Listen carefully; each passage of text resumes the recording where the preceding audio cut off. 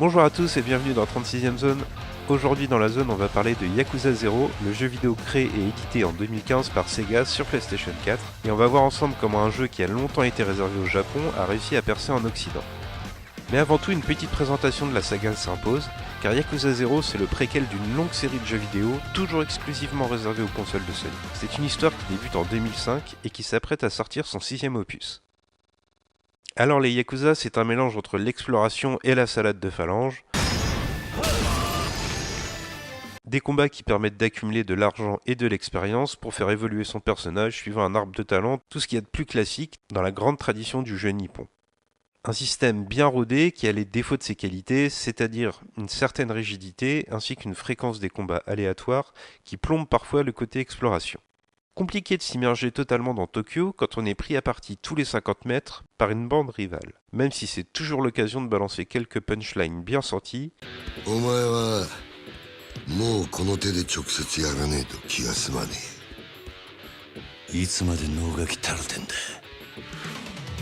さっさとかかってこい。 Et même si on apprend vite à éviter ces malencontreuses rencontres. Mais Yakuza peut compter sur de grosses qualités pour contrebalancer ses lacunes, au premier rang duquel l'efficacité de son scénario. On retrouve tous les codes des gangsters japonais. Les gros tatouages, les doigts coupés, ou encore la franche camaraderie autour d'un bon verre de saké. On y incarne à tour de rôle Kazuma Kiryu et Goro Majima, tous les deux plongés dans les intrigues des voyous japonais. C'est une vraie mythologie titanesque qu'impose la saga, une guerre d'influence entre les différentes familles qui tissent une gigantesque toile d'araignée. Les rivalités sont exacerbées par des combats à la mise en scène totalement décomplexés, voire un peu grotesques par moments,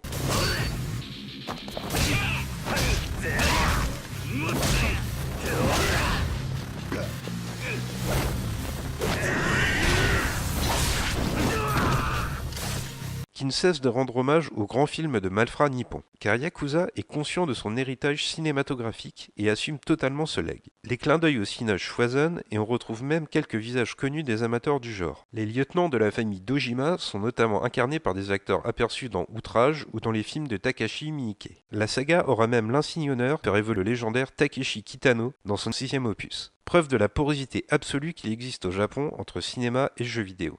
Le placement chronologique de Yakuza 0, c'est-à-dire les années 80, en fait non seulement un point d'entrée idéal pour les néophytes de la série, mais accentue cette immersion dans un univers si souvent dépeint au cinéma. Yakuza franchira même la barrière en faisant l'objet d'une adaptation au cinéma, pas franchement mémorable, mais qui illustre bien le succès du jeu au Japon. Mais la principale force de Yakuza 0, ce sont toutes ces activités annexes, inutiles donc indispensables, que le jeu propose, et qui en font une expérience culturelle à part entière. Tous les clichés nippons y passent, que ce soit la nourriture, les bars à hôtesse, les jeux vidéo d'arcade, les courses de voitures en modèle réduit ou même le karaoké.